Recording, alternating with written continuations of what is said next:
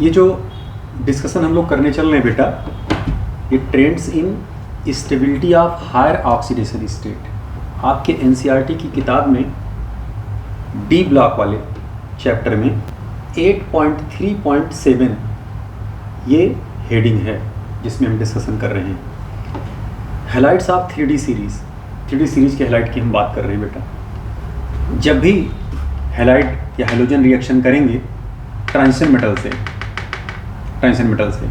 Temperature high होगा, high temperature पर reaction करते हैं। एक बार अगर रिएक्शन स्टार्ट हो गया तो फिर रिएक्शन को इतनी एनर्जी मिलती है कि रिएक्शन आगे प्रोसीड करता रहे, तो ये मेटल हैलाइड बनाते हैं। एन क्या है? ये मेटल का बैलेंसी या कह सकते हैं ऑक्सीडेशन नंबर, ये MXN बनाते हैं। रिएक्टिविटी अगर देखा जाए हैलोजन की तो फ्लोरीन, क्लोरीन, ब्रोमीन और ये आयोडीन, सबसे ज़्यादा रिएक्टिविटी फ्लोरीन की होगी, फिर क्लोरीन की, फिर ब्रोमीन की, फिर आयोडीन की। बात स्पष्ट हो भाई। ये हैलोजन करते क्या हैं? मेटल को ऑक्सीडाइज करते हैं। तो इन चारों में जिसकी ऑक्सीडाइजिंग पावर ज़्यादा होगा वो ज़्यादा तेजी से उसको ऑक्सीडाइज करेगा मेटल को, तो रिएक्टिविटी फ्लोरीन की क्या हुई? सबसे ज़्यादा। अब जरा यहाँ देखिए, जितने भी मेटल हैं फर्स्ट ट्रांजिशन सीरीज की बात कर रहे हैं, डाई हैलाइड ऑलमोस्ट सारे बनाते हैं, सारे डाई हैलाइड बनाते हैं। तो वही बात देखिए यहाँ लिखा गया है, generally metals of first transition series exist in low oxidation state, so chromium to zinc form stable difluoride. ऐसा नहीं कि सिर्फ स्टेबल डाईफ्लोराइड ही बनाते हैं, डाईहैलाइड भी कुछ कुछ हैं इसमें जो देखेंगे, डाईफ्लोराइड भी, अदर डाईहैलाइड भी बनाते हैं वो। लेकिन MF2 की स्टेबिलिटी या मेटल डाईफ्लोराइड की स्टेबिलिटी ज़्यादा होगी। जितने भी मेटल फ्लोराइड आप लेकर के चलेंगे मेटल का, अगर क्रोमियम फ्लोराइड के साथ रिएक्शन कराएगा तो क्रोमियम फ्लोराइड बना, मैग्नीज फ्लोराइड अपना बनाए, आयरन फ्लोराइड अपना बनाए। लेकिन जब भी मेटल फ्लोरीन से रिएक्शन करके अपना फ्लोराइड बनाएगा तो उस दौरान metal generally highest oxidation state show करता है। हाईएस्ट ऑक्सीडेशन स्टेट क्यों शो करता है? क्योंकि फ्लोरीन की इलेक्ट्रोनेगेटिविटी बहुत ज़्यादा होती है, वो ज़्यादा से ज़्यादा इलेक्ट्रॉन पुल कर लेता है मेटल के आउटर मोस्ट शेल से। बात स्पष्ट हुआ बेटा? तो वही बात यहाँ देखिए डिस्कस किया गया है। Due to maximum electronegativity of fluorine atom, metal show highest oxidation state with fluorine. Okay, example जैसे टाइटेनियम टेट्राहैलाइड आप देख लें। टाइटेनियम टेट्राहैलाइड के सारे टेट्राहैलाइड पॉसिबल हैं, कोलाइड, कोलाइड, ब्रोमाइड और आयोडाइड। मिनेडियम का पेंटाफ्लोराइड स्टेबल है। क्रोमियम का हेक्साफ्लोराइड। भाई देखिए, तो ये भी अपने देखिए हाईएस्ट ऑक्सीडेशन स्टेट में है, ये भी देखिए हाईएस्ट ऑक्सीडेशन स्टेट में है, और यहाँ पर टाइटेनियम तो अपने हाईएस्ट ऑक्सीडेशन स्टेट में है ही है। बात स्पष्ट हुआ? सारे मेटल फ्लोराइड के साथ या फ्लोरीन के साथ अपने हाईएस्ट ऑक्सीडेशन स्टेट में परसिस्ट कर सकते हैं, लेकिन मैग्नीज हाईएस्ट ऑक्सीडेशन स्टेट में एग्जिस्ट नहीं करता हैलाइड के साथ। बात स्पष्ट हुआ? इसका ऑक्साइड ज़्यादा स्टेबल होता है, ऑक्साइड इसका ज़्यादा स्टेबल होता है। जैसे MN2O7, यहाँ पर मैग्नीज +7 ऑक्सीडेशन नंबर शो करता है, लेकिन MF7 ये नहीं बनता। MN4 बन सकता है, ये MN4 बनता है, MnF4 बनता है। ये ऑक्सीजन के साथ क्यों +7 ऑक्सीडेशन नंबर शो कर रहा है? क्योंकि ऑक्सीजन मल्टीपल बॉन्ड बना सकता है, लेकिन फ्लोरीन मल्टीपल बॉन्ड नहीं बना सकता। वो बात अभी आगे डिस्कस भी किया जाएगा। तो MnX7 is not exist, however MnO3F is known. Oxygen के साथ जब लगे, ऑक्सीजन इसके साथ लगेगा तो आप एक फ्लोरीन आप लगा करके हाईएस्ट ऑक्सीडेशन स्टेट का कंपाउंड इसका बना सकते हैं। क्यों ऐसा संभव हुआ? क्योंकि ऑक्सीजन क्या मल्टीपल बॉन्ड बना सकता है, तो ज़्यादा से ज़्यादा इलेक्ट्रॉन इसके इन्वॉल्व हो सकते हैं। बात स्पष्ट हुआ? Stability of metal fluoride in highest oxidation state, जो आपके एनसीईआरटी की किताब में लिखा वही हम लाइन बाय लाइन यहाँ छाप दिए हैं बेटा। Stability of metal fluoride in highest oxidation state is due to either high lattice energy जैसा कि कोबाल्ट ट्राइफ्लोराइड में है, या हाई बॉन्ड एनर्जी या high bond enthalpy due to covalent bond formation in किसमें, vanadium pentafluoride and chromium hexafluoride. बात स्पष्ट हुआ। तो ये तो हम लोगों ने देखा इन मेटल्स की। अब कॉपर के हैलाइड की चर्चा थोड़ा अलग से कर ली जाए भाई।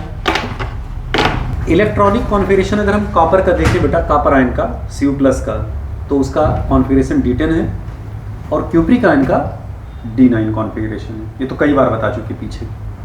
लेकिन स्टेबिलिटी अगर आप देखेंगे तो क्यूप्रिक आयन की स्टेबिलिटी क्यूप्रस आयन से ज़्यादा होती है। क्यों ज़्यादा होता है?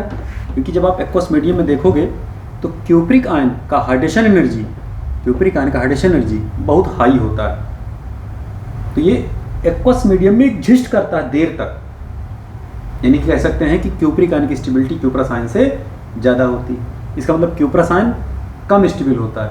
तो अगर कम स्टेबल होता है तो भागता कहाँ है भाई? जाहिर सी बात है कि ये कन्वर्ट हो जाएगा। कन्वर्ट कैसे होगा? अभी एक स्टेप के बाद हम आपको दर्शन करा रहे हैं। हैलाइड के बारे में पहले आप इनके जान लें कि ये जो ऑल CuH2 जितने भी डाई हैलाइड है कॉपर के, सब बनते हैं सिर्फ किसको छोड़कर? क्यूप्रिक आयोडाइड को। तो क्यूप्रिक हैलाइड सारे बनते हैं क्यूप्रिक आयोडाइड को छोड़ करके। Cu(I2) एग्जिस्ट नहीं करता, बनता है लेकिन ये तेजी से कन्वर्ट हो जाता है। क्यूप्रिक किस में चला जाता है? क्यूप्रस में। क्यों कन्वर्ट हो जाता है? जरा इधर देखना। Because cupric ion oxidising agent होता है और I- रिड्यूसिंग एजेंट होता है। तो ये ऑक्सीडाइजिंग एजेंट है तो रिड्यूस होना चाहता है, और ये रिड्यूसिंग एजेंट है तो ऑक्सीडाइज होना चाहते हैं। तो ऑक्सीडाइजिंग एजेंट आयोडाइड को ऑक्सीडाइज कर देता है, या कह सकते हैं रिड्यूसिंग एजेंट क्यूप्रिक को रिड्यूस कर देता है। यहाँ देखना, ये +2 स्टेट था, +2 स्टेट से किस में आ गया है? +1 स्टेट में। तो इनका क्या हुआ? रिडक्शन। और इनका क्या हुआ? ऑक्सीडेशन। बात स्पष्ट हुआ। तो Cu(I2) कन्वर्ट हो जाता है Cu2I2 में और आयोडीन में। आपके NCERT की किताब में रिएक्शन आयन के फॉर्म में दर्शाया गया है। क्यूप्रिक आयन आयोडाइड आयन से रिएक्शन किया, या कह सकते हैं क्यूप्रिक आयन यहाँ पर as a oxidising agent work कर रहा है, ये as a reducing agent work कर रहा है। क्लियर बात? ये इनको ऑक्सीडाइज कर देता है। ये -1 से 0 में आ जाते हैं, ऑक्सीडाइज हो जाते हैं, और ये +2 से +1 में जाते हैं, क्या? रिड्यूस हो जाते हैं। अगर आप क्यूप्रस आयन को देखें तो ये सोल्यूशन फेज में अनस्टेबल होता है। क्यों अनस्टेबल होता है?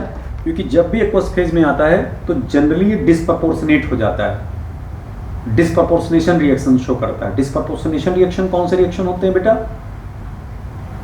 जब एक ही स्पीशीज ऑक्सीडाइज हो और वही रिड्यूस हो। जैसे यहाँ देखना, Cu+ है, Cu+2 में गए, ऑक्सीडेशन हुआ, और यही Cu+2 0 में गए, क्या हुआ?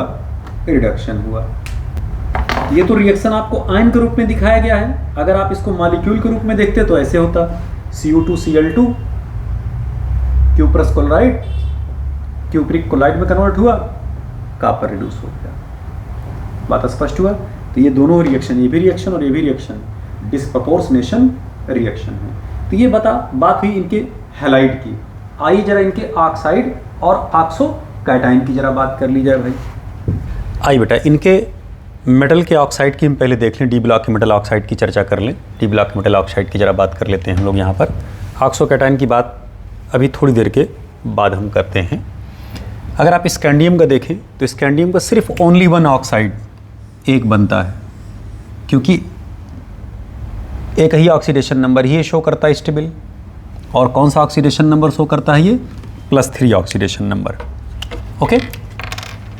टाइटेनियम का अगर आप देखेंगे तो 3 ऑक्सीडेशन स्टेट के ऑक्साइड प्राप्त होते हैं, +2, +3 और +4 के। Titanium monoxide, trioxide, dioxide. बात स्पष्ट हुआ। वेनेडियम की अगर आप बात करें तो इनके 4 ऑक्साइड बनते हैं, एक +2, +3, +4 और 5 के। ये 4 ऑक्साइड वेनेडियम के पाए जाते हैं। क्लियर बात। अगर क्रोमियम के ऑक्साइड की बात की जाए तो +1 ऑक्सीडेशन नंबर नहीं शो करता, ये +5 ऑक्सीडेशन नंबर नहीं शो करता क्रोमियम। किस किस ऑक्सीडेशन स्टेट के ऑक्साइड बनाता है ये? +2 के, +3 के, +4 के और +6 के। ये 4 ऑक्साइड इनके बनते हैं।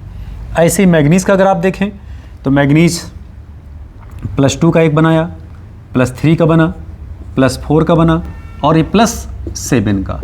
अकेला ऑक्सीडेशन नंबर +7 का है जो मैग्नीज शो करता है। फर्स्ट ट्रांजिशन स्टेट में, फर्स्ट ट्रांजिशन सीरीज में कोई भी मेटल +7 ऑक्सीडेशन नंबर नहीं शो करता, सिर्फ कौन शो करता है? मैग्नीज। मैग्नीज Mn2O7 बनाता है।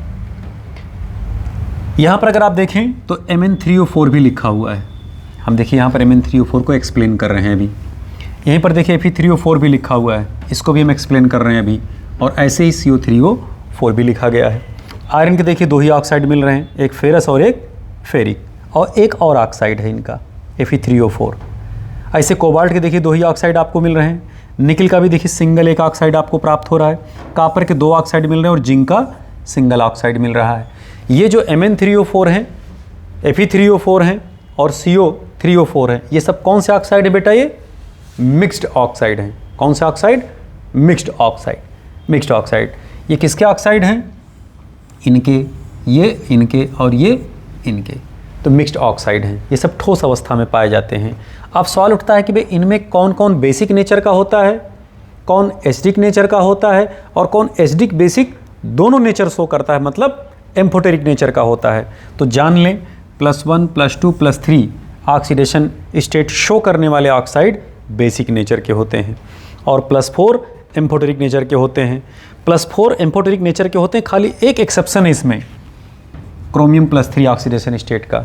ये +3 होने के बावजूद भी ये किस नेचर का शो करता है बेटा? ये एम्फोटेरिक नेचर का शो करता है। और +5, +6, +7 और +8 ऑक्सीडेशन नंबर के स्पीसीज जितने ऑक्साइड हैं सबके सब किस नेचर के हैं बेटा? ये एसिडिक नेचर के। तो ये टेबल बड़ा काम का है। आप यहाँ चाहे याद रखें चाहे ना रखें, लेकिन अगर ये टेबल आपको दिमाग में है कि +1, +2, +3 यानी 4 से नीचे वाले बेसिक, 4 से ऊपर वाले एसिडिक और 4 वाले एम्फोटेरिक, ऐसे आप दिमाग में बैठा सकते हैं कि +4 से नीचे वाले एसिडिक, +4 से ऊपर वाले बेसिक और +4 वाले एम्फोटेरिक नेचर के हुए, जिनमें +3 क्रोमियम का एक्सेप्शन शो करता है। +3 होने के बावजूद भी एसिडिक नेचर ना शो करके कौन सा नेचर शो करता है बेटा? एम्फोटेरिक नेचर शो करता है। बात स्पष्ट हुआ? तो ये इनके ऑक्साइड की चर्चा हुई। अब हम इनके ऑक्सोकैटायन की चर्चा करने चल रहे हैं। ओके, ऑक्सोकैटायन देख लें बेटा इनका हम लोग। ऑक्सोकैटायन मेटल के अगर हम लोग देखें तो oxocation of metals also stabilise higher oxidation state. जैसे वेनेडियम +5 ऑक्सीडेशन स्टेट में जनरली ये ऑक्सोकैटायन बनता है इनका। +4 स्टेट में VO2 डाई कैटायन बना और टाइटेनियम +4 में TiO2 पॉजिटिव चार्ज वाले आयन बने। तो वेनेडियम के 1 और ये 2 हायर ऑक्सीडेशन स्टेट के बने और टाइटेनियम के ये +4 ऑक्सीडेशन स्टेट के ऑक्सोकैटायन बने। जनरली जितने भी ऑक्सीजन अटैच्ड होने वाले आयन होते हैं वो एनायनिक नेचर के होते हैं, उन्हें ऑक्सो एनायन कहा जाता है। जैसे आपसे कहा जाए सल्फेट, ये क्या है? सल्फर का ऑक्सो एनायन है। जैसे PO4 ये फास्फोरस का ऑक्सो एनायन है, जिसे फास्फेट कहा जा रहा है, इसे सल्फर के ऑक्सो एनायन सल्फेट कहा जा रहा है। तो जो ऑक्सीजन अटैच होते हैं अक्सर वो एनायन के रूप में होते हैं। ये कुछ ऐसे मेटल हैं जो कैटायन के फॉर्म में एग्जिस्ट करते हैं ऑक्सो कैटायन के रूप में, यानी कि ऑक्सीजन भी लगा है और पॉजिटिव चार्ज भी है, कैटायनिक चार्ज भी है, यानी कैटायन भी है ऑक्सीजन के साथ। जनरली जो ऑक्सीजन के साथ होते हैं वो अक्सर एनायन होते हैं, वो कैटायन नहीं होते। लेकिन कुछ ऐसे मेटल हैं जो ऑक्सो कैटायन भी बनाते हैं। जैसे वेनेडियम का देखिए ये 2 +5 का ये हुआ, +4 का ये हुआ। यहाँ पर आप ऑक्सीडेशन नंबर निकालेंगे वेनेडियम का तो +5 निकल करके आएगा और यहाँ निकालेंगे तो +4 निकल करके आएगा बेटा। बात स्पष्ट हुआ? ऐसे टाइटेनियम को देखिए निकल करके आया। जितने लोअर ऑक्सीडेशन स्टेट वाले हैं समझ रहे बात, वो आयनिक नेचर के होते हैं, और जितने हायर ऑक्सीडेशन स्टेट वाले होते हैं वो कोवेलेंट नेचर के होते हैं। बात देखिए यहाँ लिखा गया है कि transition metal in +2 and +3 oxidation state form कौन सा bond, ionic bond, whereas higher oxidation state form कौन सा बॉन्ड, कोवेलेंट बॉन्ड। जैसे परमैंगनेट आयन है, ऑल आर कौन से हैं, सब कोवेलेंट बॉन्ड हैं। आप इनकी स्ट्रक्चर ऐसे देख लीजिए, ये Mn हुआ, ऑक्सीजन ऑक्सीजन ऑक्सीजन ऑक्सीजन, ये देखना सारे कोवेलेंट बॉन्ड हैं इसमें, टेट्राहेड्रल स्ट्रक्चर होता है इसका। मतलब कहने क्या निकल कर के आया कि जैसे जैसे ऑक्सीडेशन नंबर बढ़ता जाएगा वैसे वैसे आयनिक कैरेक्टर घटता जाएगा और कोवेलेंट कैरेक्टर बढ़ता जाएगा। As oxidation number increases ionic character decreases. अब देखना यहाँ पे मैग्नीज का ऑक्सीडेशन नंबर +7 है, तो क्या ये आयनिक है? नहीं साहब, हायर ऑक्सीडेशन नंबर वाले क्या हो जाएंगे, कोवेलेंट नेचर के हो जाएंगे। बात स्पष्ट हुआ। थोड़ी सी बात यहाँ और कर ली जाए, इंपॉर्टेंट बात, जैसे higher oxide so acidic nature के होते हैं। हमने अभी आपको जस्ट बताया नीचे कि +4 से नीचे वाले एसिडिक होते थे, बेसिक होते थे, और +4 से ऊपर वाले एसिडिक नेचर के होते थे, और +4 वाले एम्फोटेरिक के होते थे। एक को खाली छोड़ करके +3 स्टेट में क्रोमियम के ऑक्साइड थे जो एम्फोटेरिक नेचर के शो करते थे। क्लियर। अब देखना यहाँ पर क्रोमियम +6 ऑक्सीडेशन स्टेट में है, तो हायर ऑक्सीडेशन नंबर वाले किस नेचर के होते हैं, एसिडिक। ये देखना अपना एसिड बनाया, ये क्रोमिक एसिड बनाया, डाइक्रोमिक एसिड बने। ऐसे ही Mn2O7 मैग्नीज था, ये भी देखना परक्रोमिक एसिड बनाया। बोले भाई परमैंगनिक ऑक्साइड था, परमैंगनिक एसिड बनाया। बात स्पष्ट हुआ। हाँ, इसको थोड़ा आप ध्यान रखिएगा बेटा, वेनेडियम का ये एम्फोटेरिक नेचर शो करते हैं। वेनेडियम पेंटाऑक्साइड ये एम्फोटेरिक नेचर शो करता है। एम्फोटेरिक नेचर बेसिक मीडियम में ये ऑक्सोकैटायन बनाते हैं, और एसिडिक मीडियम में ये ऑक्सोकैटायन बनाते हैं। तो ये याद रखिएगा भैया, ये बड़ा इंपॉर्टेंट है, ये इनका ये कैटायन और एनायन।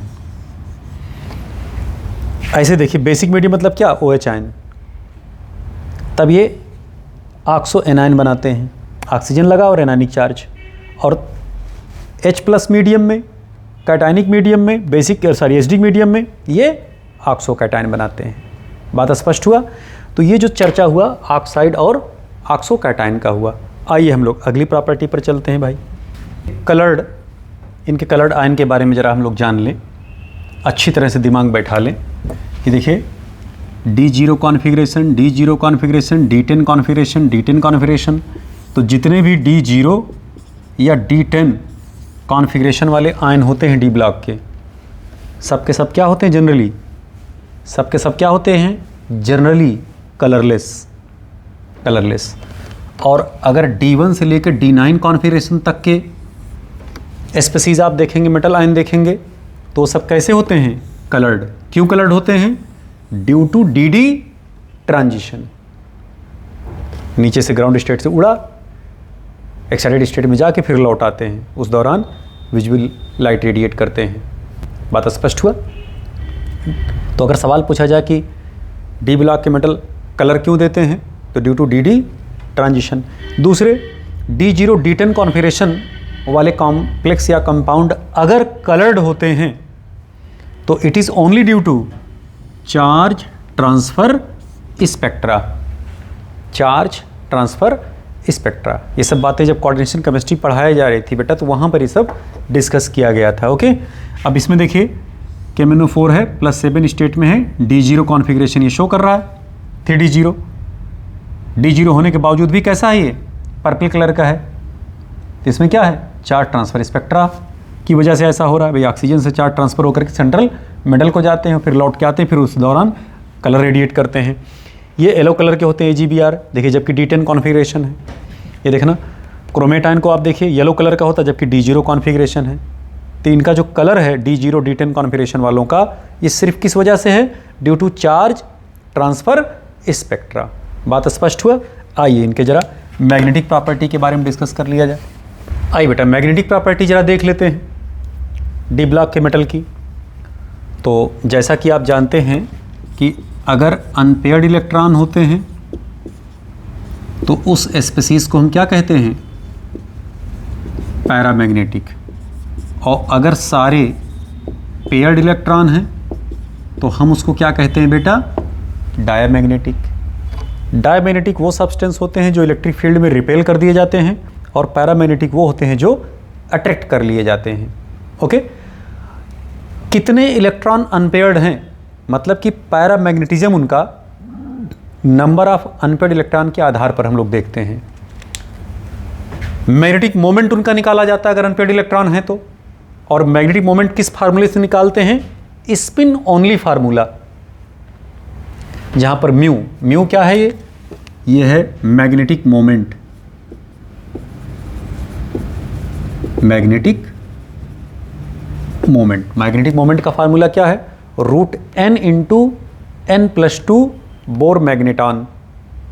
और n क्या है, n is the number of unpaired electron,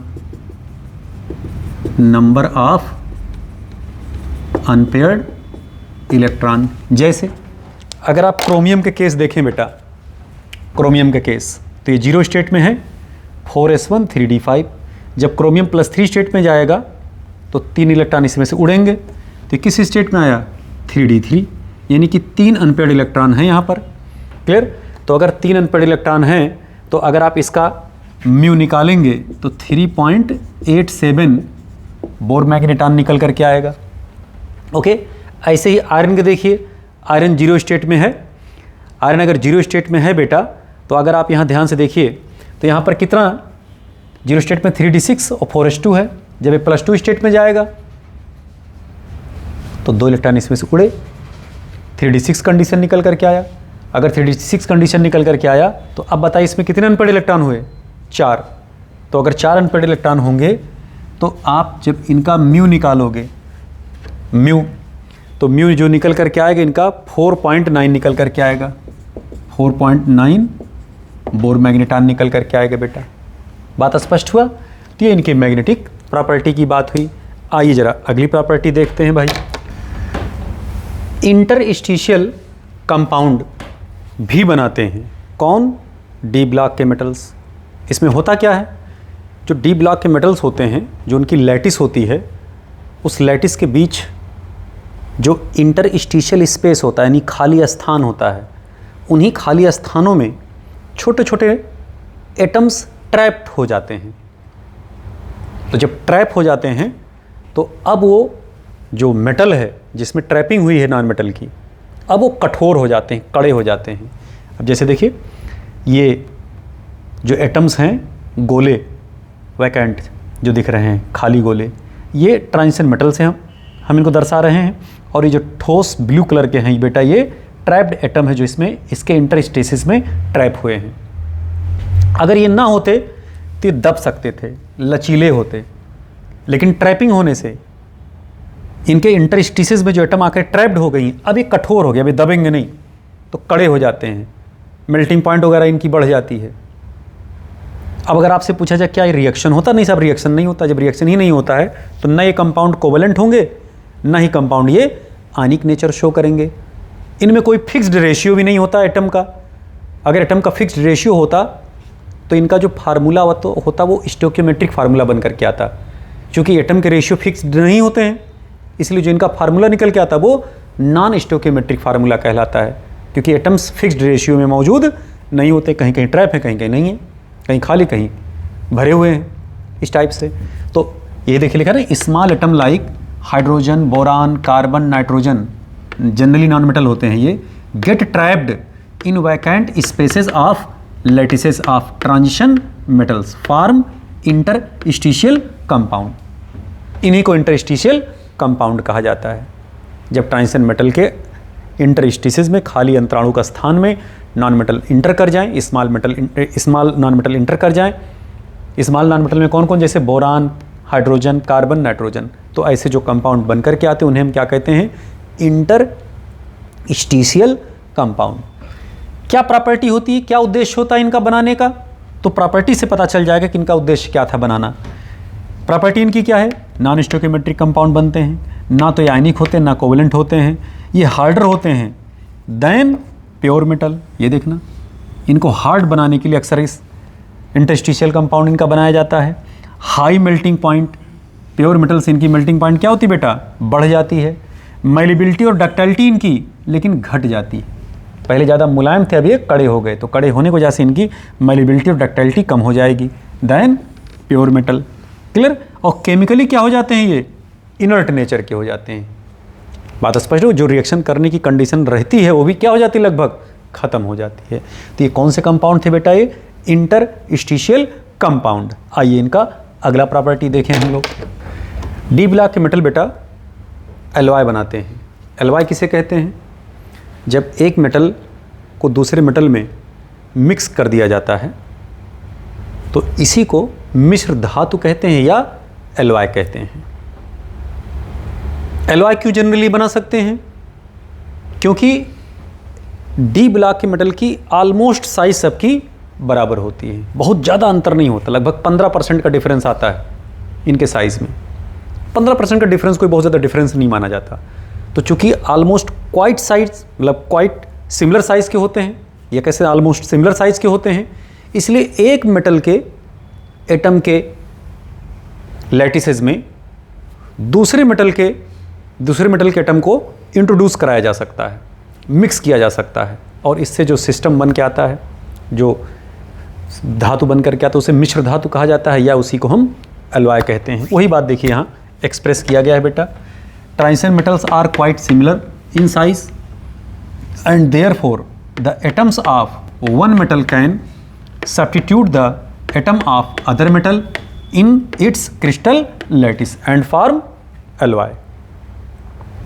ये देखिए, ये सब metal of atom of metals हैं, और इनमें देखिए अलग मेटल वाले एटम को इंट्रोड्यूस कर दिया गया है।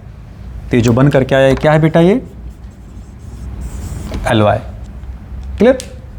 डी ब्लॉक के मेटल कैटालिटिक प्रॉपर्टी भी शो करते हैं, तो आइए जरा उनकी भी चर्चा कर ली जाए। ये भी डी ब्लॉक के मेटल है बेटा, ज़्यादातर ये सब कैटालिटिक प्रॉपर्टी शो करते हैं, या तो मेटल या डी ब्लॉक के मेटल के कंपाउंड, दोनों ही कैटालिटिक प्रॉपर्टी शो करते हैं। और कैटालिटिक प्रॉपर्टी किस वजह से डी ब्लॉक के मेटल में पाया जाता है, वो मुख्य 3 ही कारण हैं।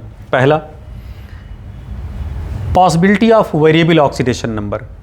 जितने भी डी ब्लॉक के मेटल हैं ज़्यादातर सब वेरिएबल ऑक्सीडेशन नंबर शो करते हैं, एक कारण तो ये हुआ।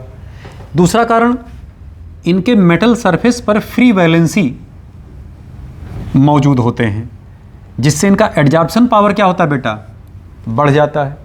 वैलेंसी खुले रखते हैं, जिस पे एडजॉर्ब होते हैं आकर के सबस्ट्रेट, और उनको प्रोडक्ट में कन्वर्ट कर देते हैं, उनको कैटेलाइज कर देते हैं। Presence of vacant D orbital. तो मुख्य 3 कारण हैं कैटालिटिक प्रॉपर्टी शो करने के डी ब्लॉक के मेटल की। 1-2 एग्जाम्पल हम यहाँ ओरली ऐसे ले लिए हैं, जैसे निकिल या प्लेटिनियम आप ले लें तो वेजिटेबल ऑयल का हाइड्रोजनेशन आप कराएंगे तो वेजिटेबल घी में कन्वर्ट हो जाता है। ये वेनेडियम पेंटाऑक्साइड आप ले लें तो